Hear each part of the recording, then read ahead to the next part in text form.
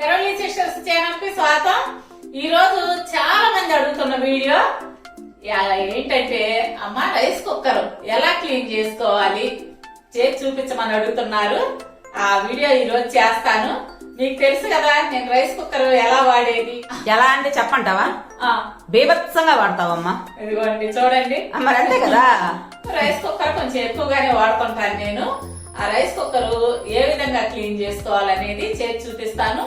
ఇంకొకటి అంటే కొంతమంది అన్నం వండితే అట్లా ముద్దగా అన్నా అవుద్ది, లేకపోతే మేకులుగా అన్నా ఉంటుంది.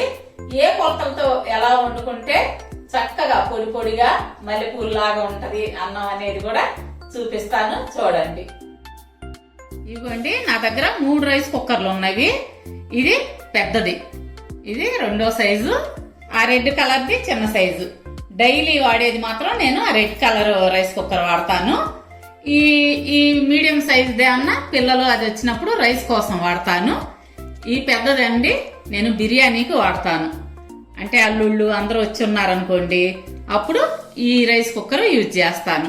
నేను వాడిన తర్వాత క్లీన్ చేయకుండా అలాగే వదిలిపెట్టానండి మీకు చూపించడం కోసం. ఎలా క్లీన్ చేయాలో ఈరోజు చూపిస్తాను. కొంచెం వాటర్ తీసుకొని అందులో ఒక 5-6 డ్రాప్స్ విమ్ లిక్విడ్ వేసాను. మీరు ఏది వాడుతుంటే ఆ లిక్విడ్ వేసుకోండి. డిష్ వాష్ది. దాంట్లో వాషింగ్ సోడా, ఇంట్లో బట్టలు ఉతికే సోడా ఉంటుంది కదండి, సోడా ఉప్పు, అది వేసుకోండి. ఈ విధంగా కలిపి స్క్రబ్బర్ తీసుకోండి. తీసుకొని వాటర్ చాలా తక్కువ పెట్టుకోవాలి, ఎందుకంటే ఇది కరెంట్తో పనిచేసే కుక్కర్ కదా, అందుకోసం. వాటర్ అన్ని పిండేసి ఈ విధంగా ఇట్లా నురగ ఎక్కువ ఉంటే గీతలు పడకుండా ఉంటుందండి. నురుగు లేకుండా రుద్దారనుకోండి గీతలు పడతాయి. అందుకు ఎక్కువ నురుగు వచ్చేటట్టు చేసుకోండి. చేసుకొని ఇది చాలా కాలం నాటిదండి కుక్కరు. ఇలా ఎప్పుడు నీట్గా మెయింటైన్ చేసుకుంటుంటే ఇంతకాలం, అంటే 13 సంవత్సరాల క్రితం ఉందన్నమాట. ఇంతకాలం నేను జాగ్రత్తగా వాడుకోగలుగుతున్నాను.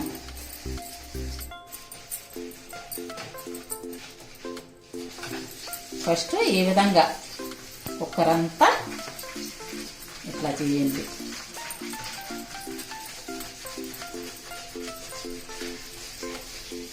నేనే కాదండి, మా బంధువులకి ఎవరికన్నా కావాల్సి వచ్చినా గానీ ఈ కుక్కర్ తీసుకెళ్తారు.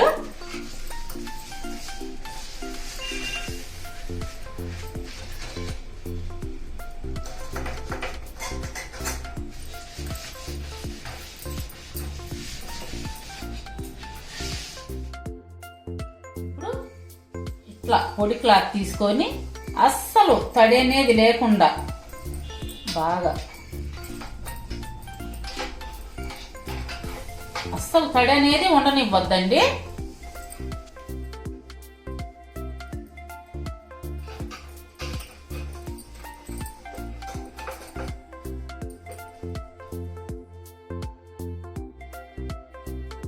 ఇటువంటి బ్రష్ ఒకటి తీసుకొని, టూత్ బ్రష్,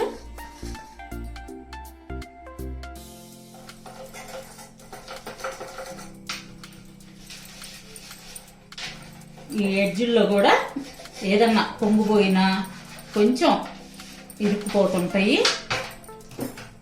ఈ బ్రష్తో రుద్దేయండి.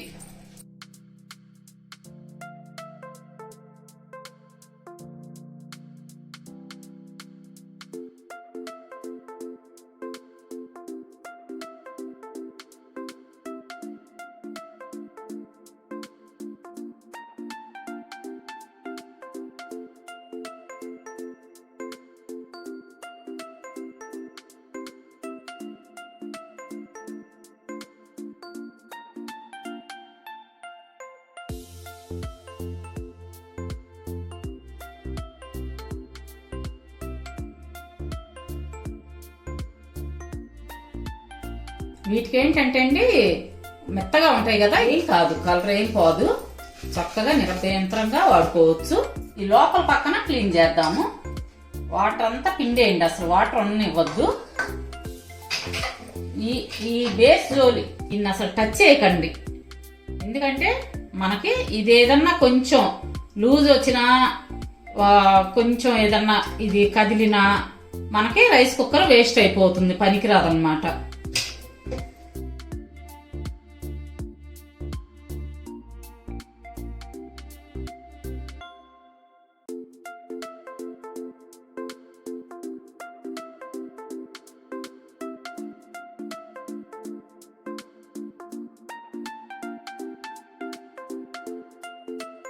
ఇప్పుడు వాడిన తర్వాత ఏదన్నా కొంచెం ఇట్లా డస్ట్ వస్తుంటుంది, అది ఎప్పటికప్పుడు దులిపేసుకుంటుండండి. ఇదంతా అస్సలు తడి లేకుండా బాగా క్లీన్ చేసుకోండి. నాకు మా బంధువులు వాళ్ళు తీసుకెళ్తారని చెప్పాను కదండి, నేను ఒక్కదాన్నే కాదు, ఈ కుక్కర్ చాలా మంది వాడతాము.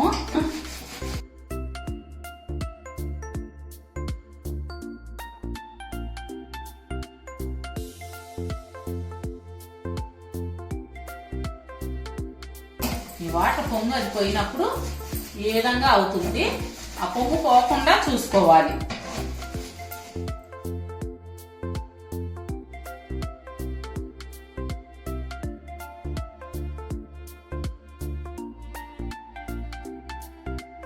ఇప్పుడు ఈ వైర్ ఉంటుంది కదా, ఈ వైర్ కూడా కొంచెం జిడ్డు పట్టి ఉంటే ఈ విధంగా ఇక్కడికి టచ్ అవ్వకుండా ఈ పాయింట్లకి ఈ విధంగా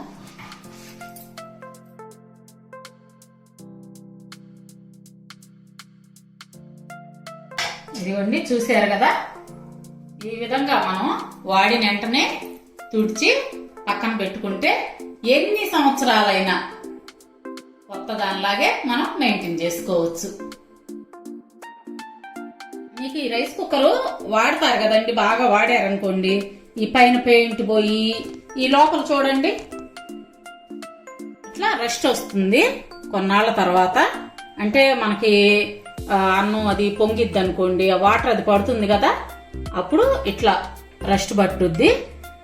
మీకు ఇవన్నీ డ్యామేజ్ అయినా ఈ మిషన్ కనుక బాగా పనిచేస్తుంటే ఇవి షాప్ వాళ్ళు మారుస్తారండి. మనం కొంత ఖరీదు కట్టి ఇవి మార్పించుకోవచ్చు అన్నమాట. రేటు కట్టి వాళ్ళు తీసుకొని ఎంత అయితే అంత మనకు బిల్లు ఇస్తారు, ఈ మార్చేసి కొత్తది వేయించుకోవచ్చు. ఈ రైస్ కుక్కర్ పాడైంది కదా అని మీరేం ఫీల్ అయ్యే పని లేదు. షాప్ కు తీసుకెళ్లి మార్పించుకుంటే కొత్తది లాగా వస్తుంది. నా దగ్గర ఈ చిన్నది కొత్త రైస్ కుక్కర్ ఉంటే అది చూపిస్తున్నాను మీకు. ఈ రైస్ కుక్కర్ లో ఈ విధంగా ప్లేట్లు ఇస్తారండి. ఏ రైస్ కుక్కర్ కైనా ఈ విధంగా ప్లేట్ ఇస్తారు. మాక్సిమం ఇది పెద్ద యూజ్ కాదని అనుకుంటున్నాను, నేనైతే వాడను. మరి మీరెవరన్నా వాడతారేమో నాకు కామెంట్స్ లో చెప్పండి. నేను డైరెక్ట్ ఇందులోనే బియ్యం కడిగి పెట్టేస్తానండి. ఈ మోడల్ రైస్ కుక్కర్కి ఏంటంటే ఆ రైస్ వండామనుకోండి, వెంటనే ఇట్లా ఆను ఆఫ్ రెండు అదే అన్నమాట. లైట్ వెలిగిద్ది, ఉడికిన తర్వాత ఇక్కడ ఆగిపోద్ది అన్నమాట. మనకి ఇది ఎక్కువసేపు వేడి ఉండదండి ఈ రైస్ కుక్కర్. ఇక వెంటనే మనం స్విచ్ ఆఫ్ వేసుకుంటే సరిపోతుంది. ఈ రైస్ కుక్కర్లు ఎక్కువ కాలం మన్నాలంటే మీరేం చేయాలంటే రైస్ కడిగి పెట్టారనుకోండి, మూత ఇలాగా పెట్టేయకుండా కొంచెం ఈ విధంగా పెట్టండి. అప్పుడు పొంగు పోకుండా ఉంటది, వాటర్ ఎసరు అనేది బయటకు రాదండి. ఈ విధంగా ఉంటే పొంగు చల్లారిపోయిన తర్వాత మామూలుగా ఈ విధంగా పెట్టుకోండి మూత. ఇప్పుడు ఈ టైప్ రైస్ కుక్కర్ అనుకోండి, ఇప్పుడు మనం రైస్ కడిగి పెట్టి ఇలా స్విచ్ చేస్తే కుకింగ్ లోకి ఈ రెడ్ కలర్ బటన్ వస్తుంది. అన్నం అంతా ఉడికిన తర్వాత మనకి కీప్ వామ్ అని చెప్పి ఈ రెడ్ కలర్ ఇక్కడికి దిగుదండి. అప్పుడు మనకు అన్నం ఉడికినట్టు. ఇట్లాగే ఉంచామనుకోండి 2 గంటలు వేడి వేడిగా ఉంటది అన్నం, అసలు చల్ల పడదన్నమాట. మనం తర్వాత స్విచ్ ఆఫ్ చేసుకుంటే ఆగిపోతుంది. మనకి మళ్ళా వేడిగా కావాలి అనుకున్నాం అనుకోండి అన్నము, అంటే 2 గంటల తర్వాత మరలా ఒక్కసారి అట్లా ఆన్ చేసుకుంటే మళ్ళా వేడి వస్తుంది. ఈ రైస్ కుక్కర్లకి మెజర్మెంట్ కప్పు ఇది ఇస్తారు. దీంతో కొందరండి 1కి 2 పోసుకుంటారు కొలత, కొంతమంది ఏమన్నా 1కి 2.5 కూడా పోస్తారు. మేమైతే 1కి 3 పోస్తామండి. 1 కప్పు బియ్యం తీసుకుంటే 3 కప్పు వాటర్ పోసుకుంటాం.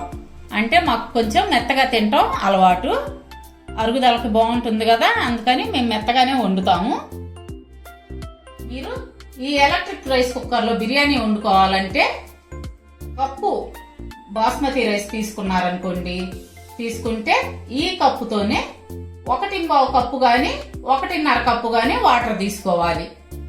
మామూలు రైస్ అనుకోండి, అంటే రెగ్యులర్ గా మనం ఇంట్లో రైస్ అంటే అన్నానికి వాడుకునే రైస్ అనుకోండి, 1కి 2 కప్పులు వాటర్ తీసుకోండి. 1 కప్పు రైస్ అయితే 2 కప్పులు వాటర్, మీకు పర్ఫెక్ట్ గా వస్తుంది బిర్యానీ. ఈ రైస్ కుక్కర్ లో మీకు అన్నం పొడి పొడిగా రావాలి అంటే, బాగా మెత్తగా పొడి పొడిగా అంటే అంటుకోకుండా రావాలి అంటే, మీరు ఎసట్లో 1 స్పూను నిమ్మరసం పిండుకోండి. మీకు అన్నం తెల్లగా పొడి పొడిగా బాగా వస్తుంది. ఈ టిప్ అండి మీకు పులిహోర వండుకునేటప్పుడు బాగా ఉపయోగపడుతుంది. ఇంకొక టిప్ చెప్తానండి. ఇప్పుడు మధ్యాహ్నం అన్నం వండుకుంటాం కదా, అది ఏమన్నా సాయంత్రానికి మిగిలితే మనకు ఆడవాళ్ళకేమో పడే బుద్ధి కాదు కదా, ఆ అన్నాన్ని మూత తీసి కొంచెం వాటర్ చల్లుకోండి. వాటర్ చల్లుకొని కుక్కర్ ఆన్ చేసుకోండి. ఆన్ చేసుకుంటే మనకి కొద్దిసేపుడికి వేడి వేడి అన్నం అప్పుడు తాజాగా వండుకున్నట్లు వస్తుంది. ఈ కీపంలోకి దిగిన తర్వాత రైస్ కుక్కర్ ఆఫ్ చేసుకొని ఆ అన్నం తినేయండి. సద్దన్నం తిన్నామన్న ఫీలింగ్ ఉండదు, చక్కగా వేడి వేడిగా తినొచ్చు. అయితే ఎక్కువ సార్లు మాత్రం అట్లా వేడి చేసుకోవద్దు. ఒక్కసారికైతే పర్లేదు. అంటే ఎక్కువ సార్లు వండిన అన్నమే పదే పదే వేడి చేసుకొని తినకూడదు అంటారు కదా, ఒక్కసారికైతే పర్లేదండి. పడేయకుండా అన్నాన్ని ఆ విధంగా ఉపయోగించుకోవచ్చు మరలా. ఇప్పుడు ఇంకొక పాయింట్ చెప్తానండి.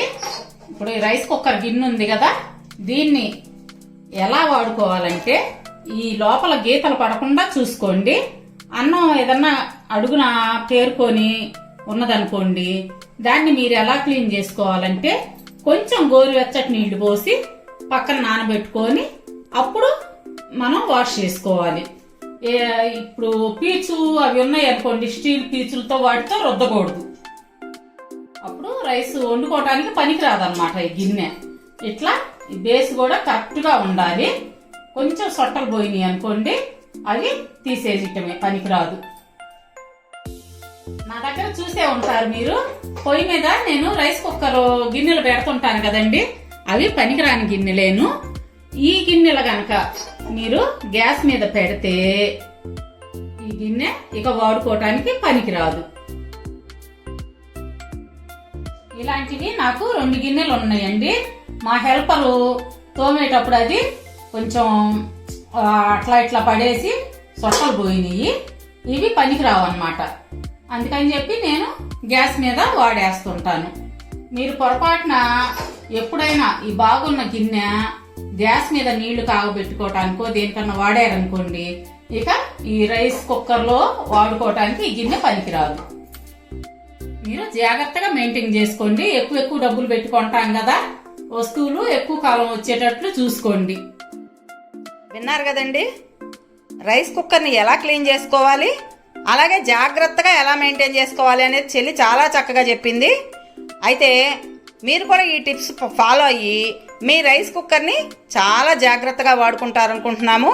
అయితే మీకు తెలియని విషయం ఇంకోటి ఉందండి.